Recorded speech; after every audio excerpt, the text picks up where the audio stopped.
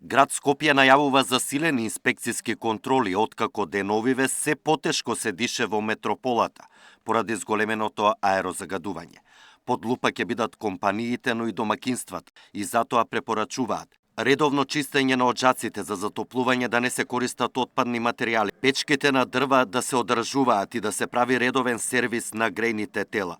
Ова се дел од препораките од град Скопје. Во меѓувреме, загадениот воздух и вирусите ја полнат клиниката за респираторни заболувања кај децата Козле. Во амбулантите дневно имаат и по 150 прегледи на болни деца. Во моментот на болничко лекување поради компликации на долните дишни патишта, задржани се 50 на мали пациенти, а 5 од нив имаат потреба и од кислородна поддршка.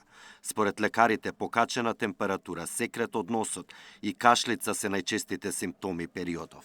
Особено во овој период кога се зголемува загадувањето на воздухот кај нас во градот, децата реагираат за тоа што се зачестува кашлицата кај нив, кај оние што се моментално со долно респираторен инфект и кај оние деца кои што се со алергичните заболувања. Да имаат долготрајно, честа измачителна кашлица, почнува носна секреција, затнување на носот, потежното дишење од горните дишни патишта, така да и таа е симптоматологијата која што најчесто да речеме имаме во амбулантите наши покрај фебрилните состојби. Поради распространетоста на вирусите и зголемената загаденост, деновиве не само во Скопје, туку и во други поголеми градови во земјава, педијатрите препорачуваат децата колку што може почесто да се носат на почист воздух, барем за викендите. Да не престојуваат во затворени простории како што се моловите игротеките, да нема мешање во затворени простории меѓу децата кои што се со инфекти.